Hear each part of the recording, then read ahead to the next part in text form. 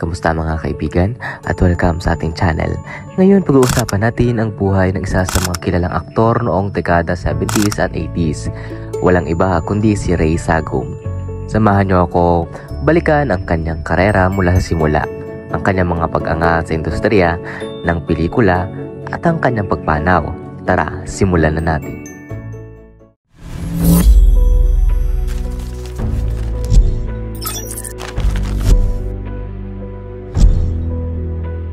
Si Ray Sagum ay nagsimula sa industriya ng pelikula noong late 1960s. Hindi gaanong marami ang mga detalyeng nailathala tungkol sa kanyang maagang buhay, ngunit alam nating lahat na siya ay naging isa sa mahalagang bahagi ng Philippine cinema. Sa simula pa lamang, na-establish na niya ang kanyang pangalan bilang isa sa epektibong kontrabida. Ang kanyang lakas bilang isang aktor ay makikita sa kanyang malakisig na tindig at matalim na mga tingin na siyang naging trademark niya sa bawat pelikulang kanyang ginampanan. Pagdating ng dekada 70s at 80s, si Ray Sagum ay mas lalong nakilala sa mas maraming proyekto, maraming action films na kanyang pinagbidahan ng sumikat, kabilang na ang Commander Barisong noong 1986, kung saan ipinakita niya ang kanyang galing sa pagganap bilang isang mandirigma. Naging parte rin siya ng mga pelikulang Durugi ng Kutang Bato at Sa Bawat Hakbang Babaha ng Dugo, na pawang mga pelikulang aksyon na nagbigay daan para kilalanin siya bilang isa sa mga pangunahing action star ng kanyang panahon.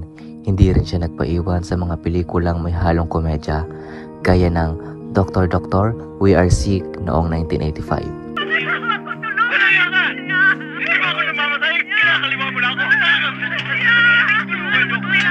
Na nagpatunay sa kanyang versatility bilang isang aktor. Sa kabila ng kanyang tagumpay, hindi rin naiwasan ni Ray Sagum ang mga hamon sa kanyang karera.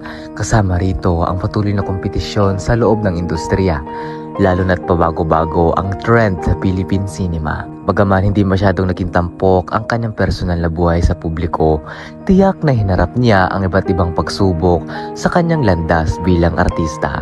Ngunit sa kabila nito, nanatili siyang aktibo at patuloy na nagbibigay aliw at inspirasyon sa kanyang mga tagahanga. Sa huling bahagi ng kanyang karera noong early 90s, napansin na unting-unting bumababa ang kanyang visibility sa industriya. Naging isang malaking hamon para kay Ray Sagum ang patuloy na pananatili sa spotlight, lalo na't nagbabago ang mga hilig ng masa pagdating sa uri ng pelikula. Sa kabila ng lahat, nanatili siyang isang mahalagang bahagi ng kasaysayan ng pelikulang Pilipino.